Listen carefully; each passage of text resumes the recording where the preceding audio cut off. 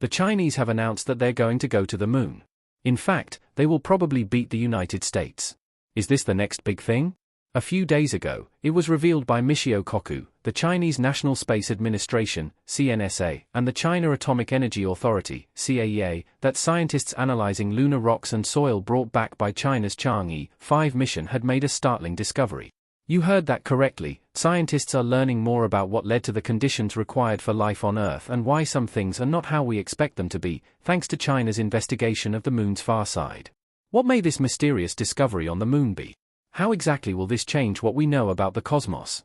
Join us as we explore the fascinating revelations buried in the moon's core. According to physicist Michio Kaku, dinosaurs were powerless and lacked a space program 66 million years ago when an asteroid collided with the Earth. However, according to Kaku, people are currently preparing for the time when the sun will consume Earth in 5 billion years and eventually die in ice as it exhausts its fuel. At the same time, the cosmos will expand until temperatures hit absolute zero. If we survive into the millions of years, we'll have the power of the unified field theory, the power of string theory, and the power to manipulate gravity, space, and time, he stated. In countless billions of years, we might desire to build an interdimensional lifeboat so we can leave our universe and travel to a warmer neighboring universe or another parallel one. The US refers to space as the Wild West, while China claims that policing it makes war more common. Anyway, China made a minor but important step toward becoming a space power less than 2 years ago. Oceanus Procellarum, Latin for Ocean of Storms, is a gigantic lunar mare that appears as a massive dark area from Earth. The Asian giant dispatched a robotic spaceship there for the first time. It is the moon's youngest terrain, claims the China National Space Administration. The Chang'e 5 probe from China touched down close to Mount Rumka, a 43 long mass that towers about a mile into the sky. It collected lunar samples and sent them to the orbital module above the moon using a robotic arm. They were then sent back to Earth from there. All of this happened in a single lunar day, which is roughly equal to 14 days on Earth. These samples were the first lunar samples taken since the Soviet mission Luna 24 in 1976, and their study has now produced some unexpected findings. Where does lunar water originate is one of the biggest lunar riddles. A planet the size of Mars is thought to have collided with Earth more than 4 billion years ago, creating the moon. The collision caused a portion of the Earth to break off, and molten rock covered it. It was believed that the temperatures were so high that all the water evaporated forever. The moon still has water in it, and not just a few drops here and there are lots of it, in the form of ice, as multiple robotic missions and terrestrial telescopes have demonstrated in recent years. A large portion of this water is found at the poles, where it is always in the dark. The first crewed expedition to the moon in 50 years will land precisely in these uncharted areas, according to NASA. The reason the expedition is landing there is because the region has water, which might provide nutrition for the personnel that might someday travel to Mars, as well as the raw materials for rocket fuel. The origin of the frozen water was unknown until this point. Researchers speculate that the ice may have arrived through an asteroid or a previously undiscovered water resource, because other space missions have also discovered ice in the sunlit regions of the moon. Researchers from the Chinese Academy of Sciences, CAS, and 2 from Europe intend that materials sent by Chang'e 5 have the key to understanding the origin of lunar water.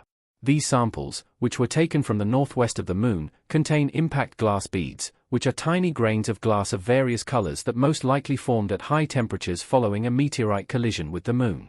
These glass beads that the Chang'e 5 collected, according to Mo Kaku, contain trace amounts of water. According to Sen Hu from the Planetary Physics Laboratory at CAS, there are 2,000 parts per million of water in the crystals, or 2,000 kilos for every ton of soil.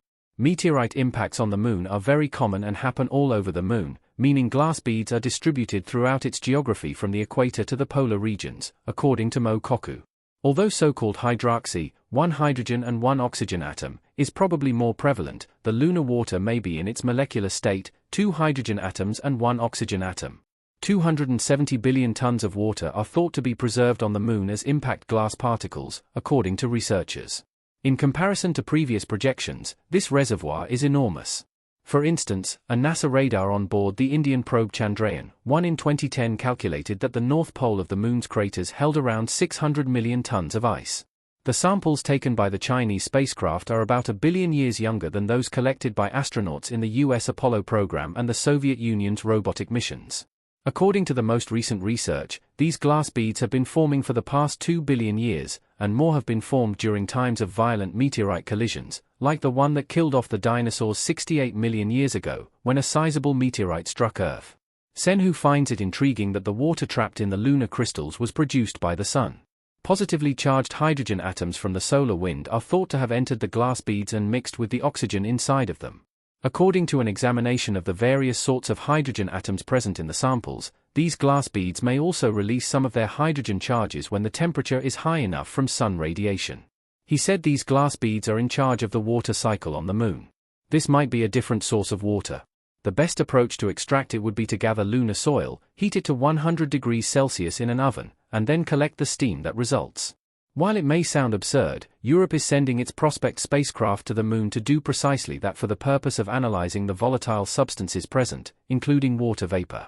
A probe will drill into the lunar soil, gather samples, and heat them to 100 degrees Celsius. Whether there is water locked in, the minerals on the moon can be determined by this mission, which the European Space Agency, ESA, will launch in 2026, according to James Carpenter, head of planetary sciences at ESA.